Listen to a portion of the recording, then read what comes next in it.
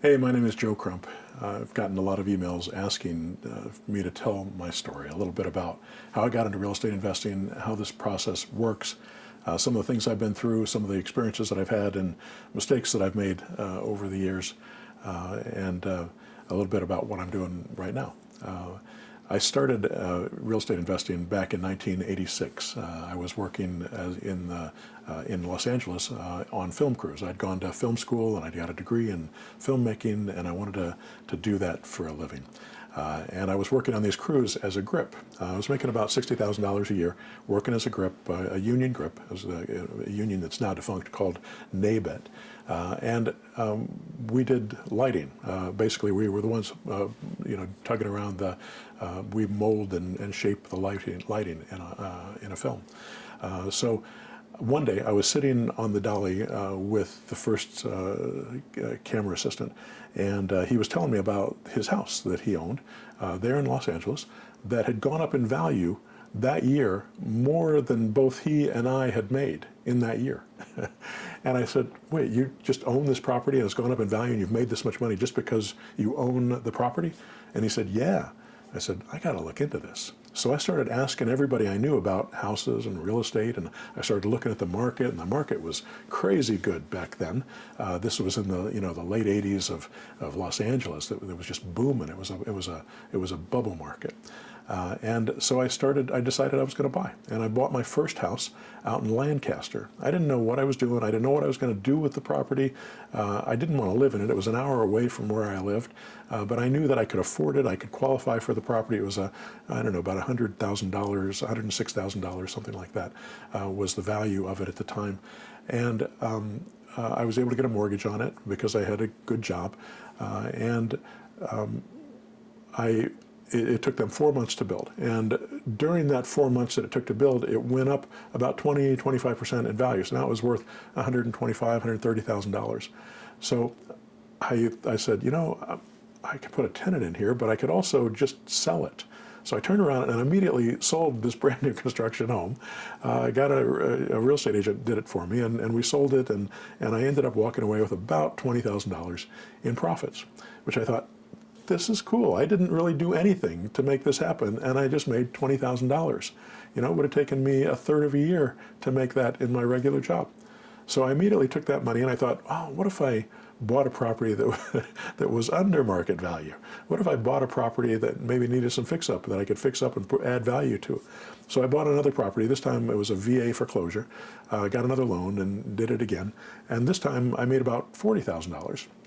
Fixed it up. My girlfriend at the time, who's now my wife, she and I fixed up the property, and we turned around and sold that property, and I made another chunk of money. And then I started buying more properties. We bought some properties out in San Bernardino, and then I got an opportunity to start building properties, and we decided, okay, let's build properties up in the Hollywood Hills, and we started building these beautiful, 5,000 and 6,000 square foot houses that were anywhere from 500,000 to about $1.7 million, $1.8 million in value. So we're building these big houses, and within 3 years, I had about $17 million worth of properties, and with a good deal of equity in those properties. But when 1990 came around, the markets dropped because of the S&L crisis that happened, and the values of the real estate dropped. So it dropped about 30%. And because of that, it wiped out all the equity that I had in those properties, which wouldn't have been a problem if we'd continued to build and the values had gone up a little bit. We would have been fine. But the banks came to me and said, Joe, since you don't have enough equity in these properties, we have to take the properties back, or you have to come up with more money. And I said, I don't have more money to come up with. There's no way I can come up with that much equity. It was all in my properties. And they said, no, I'm sorry, we're going to have to take it back. So they took my properties back. They foreclosed on me and took all those properties back and wiped me out. I had dump trucks, I had concrete forms, I had a bulldozer, I had all sorts of junk that I had purchased. I had a big infrastructure that I'd built, all on borrowed money, by the way, which was my big mistake. And so they took all that back. I had to file bankruptcy. We left Los Angeles. I moved back home and moved in with my parents It was that bad. I lost my cars, I lost everything. And my wife and I were married by then, and we had a new baby, a 30-day-old baby son. And we moved in with my parents, who I love them dearly, but you don't want to move back with your parents when you're 32 years old, most of the time anyway. So at least I didn't. And so I went to work and I tried to become a real estate agent. And so I got my license and I started learning how to sell real estate as an agent. And I really felt that I had sort of hit rock bottom. This is the worst thing that I could possibly be doing. But I found out that I was actually pretty good at it, and that I actually enjoyed helping people find a place that they could call a home. So I became a top producer. And while I was doing that, I started looking at other ways that I might be able to invest. Even though I didn't have a ton of money to invest and my credit was completely trashed, there's no way I could do that. So I had to do techniques that didn't require any money, didn't require any credit, and just required my knowledge and my ability, which I had quite a bit of because I learned a lot from what I did in California. I just had to learn not to use loans. So I restructured how we did it, and we started coming up with a whole hierarchy of zero-down structures, which is what I teach now. That zero-down structure hierarchy is in a lot of these videos that are on my blog. So go take a look at the blog, and it'll give you all the details that you need on how to actually do those techniques. I got to the point, I think, with my business that I sort of came back. I built a portfolio again. I bought all these properties. This time, I didn't use banks. I didn't use my credit. I structured it better. I structured it in a way that it'd be harder to take those properties back from me. And I did not count on appreciation when I purchased properties. Everything was based on building value into the properties when you buy them. So making sure that you purchase them right and then have a good exit strategy when you sell. And because I changed that strategy of the way I was doing it, I made a much more stable business. And then when 2007 and 2008 came along, when everybody else was crashing and every real estate investor I knew was going through bankruptcy again, it didn't hit me that way because my business was stable. My business wasn't built on that kind of debt.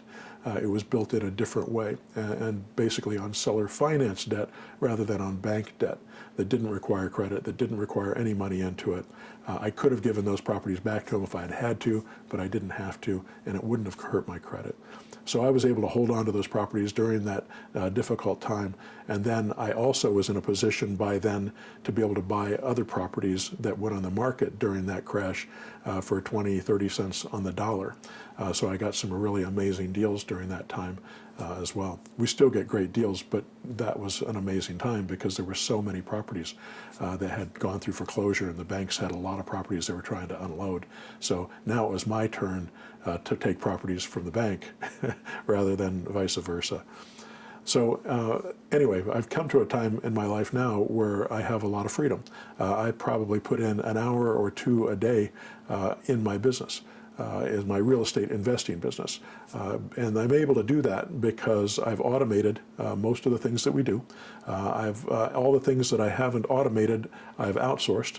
There are some things you have to have people to do.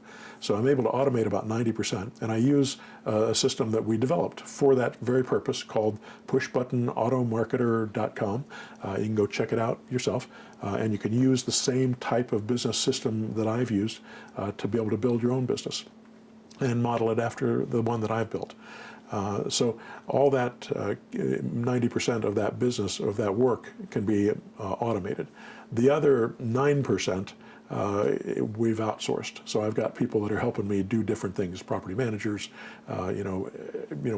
agents, other people that I work with that help me through that process, contractors, and then 1% of that business is what I have to do myself. I still sign my own contracts. I still review everything. I'm still the one that creates the strategy as we move forward in the business and make sure that everything's on track. So, and I want to continue to do that. I want to continue to do that until the day I die because I find it interesting and it's fun, and I don't have to do any of the hard work any longer because it's all laid out for me. I just have to stay ahead of it. I have to keep thinking ahead to see where it's going next. And most of the things that we do, most of the techniques that I teach are evergreen. We've been using these techniques since I started using them from the beginning, and they still work today. We've made some modifications because of what's happened with the internet and the incredible things that we can do now. As far as marketing with the internet, it's saved us so much time and so much money, and because of the automation that we have, which has been a huge game changer for us. So that's left me the ability to do other things in my life, and so I decided, hey, I'm going to go back. The reason I got into real estate in the first place is because I wanted to be a filmmaker, and I had gotten to the point where I'd written about a dozen screenplays.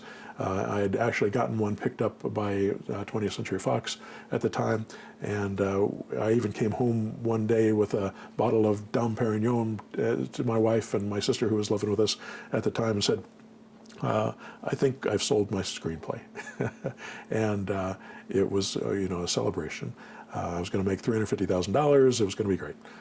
That fell through. And it so humiliated and demoralized me that I said, enough of this. I'm going to make my own damn movie instead of trying to sell it to somebody else. And that's one of the reasons that real estate seemed like a realistic way to make that happen. Well, it took me about 15 or 20 years, and I finally got back to making movies. And I made a documentary. It's called Children of Internment. It's on Amazon. You can go check it out. It's about Germans who were interned during World War II. Everybody knows about the Japanese that were interned, but not very many people know that Germans and Italians were also, put it behind barbed wire fence in the United States during the war. So that's a documentary, a feature-length documentary on that. I did that with my sister. And then I co-wrote and directed another film. This time it's a story, it's a narrative film. It's called The Storyteller, and it's also on Amazon. And it's about a magical little girl. And it was so much fun to make these movies and to do this work. I decided this is something I want to keep doing for the rest of my life. So I'm continuing with that process. I've got other things in my life that I love to do. I love to travel. We go, to Europe pretty frequently. Went to Japan not too long ago. Went to India for a trip where I took a motorcycle trip with an old friend, and we went and traveled around Rajasthan, and went to a push cart for the camel fair. And so had a great time. When my kids graduated college, we went to Japan and went to Tokyo and Kyoto and went all over the place on those bullet trains and saw all the sights. So we have the freedom to do that now because of the business that I was able to build. And I would suggest, if you'd like to have that same freedom, that you could build your business the same way. And beyond all these other things that I get to do because I have this real estate business, the most important thing that I've done with all this is that it gave me the ability to be at home and to be able to watch my children grow up. So the entire time that they were growing up, I was working at home. I'd be there when they got home from school. I'd be able to go to all their, my daughter's dance productions. I'd be able to go to do all the things that my son wanted to do, and be able to spend time together as a family and get to know them. They say that quality time is really important with kids, and I agree. But nothing can beat quantity time. It's really hard to get to the quality time unless you have the quantity time. And if you're working all the time, if you're putting in 50 hours a week, as a real estate agent, which is what I did for a while, it was hard to be able to be home. But so being able to come home and work at home, have my own office at home, be in control of my business at home, have time and control of my time, that made a big difference in my life and made it possible for me to start thinking strategically about how to get where I'm at now in my business. I still have lots of dreams about where I want to go and how I want to grow and the things I want to accomplish. That never goes away, and it should never go away. I don't think I'll ever retire. One of the things that gets me excited now is being able to work with my mentor students. I have a 6-month mentor program where I teach people how to build a business like mine, how to have control of their own business, how to start from scratch and step by step, do this, do that, follow this, make this call, do these things, and if you do those things, you're successful. I go through about 120 mentor students a year, so about 60 of them are in my 6-month program at any particular time. Out of that group, 30% of them will make money. They tell me that 5% is normal for these kind of programs, so I guess I'm 600% better than average. But I can also tell you that 100% of the people who get in that mentor program, who do the work as I lay it out for them, succeed. Everyone who does the work will make money. It's very rare that I see anybody that goes through this program that doesn't make money if they do the work. So that's the goal. That's one of the things that kind of drives me forward to keep teaching this, to keep doing these YouTube videos and these videos that I'm sending out to try to train people about this. It really is a satisfying life when you can help other people. And I think one of the major things that I try to teach my students, and most of them come into this program with this mindset, but it's an idea of service within your business where you're helping other people and you're making money because of the solutions that you're providing. I found that when things were the darkest for me, when I first moved back to Indianapolis after I'd lost everything, and feeling so sorry for myself and all that self-pity and all that stuff, you're thinking about yourself and, oh, woe is me.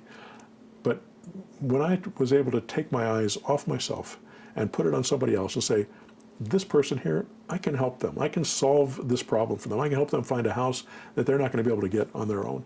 If I can do that for them and focus on their problem and not think about myself, then I'm going to make money. And that money will come as a natural extension to me helping others. So it's the idea of doing well, doing good, or something like that. It's just the idea where you put out good things into the world and good things come back to you.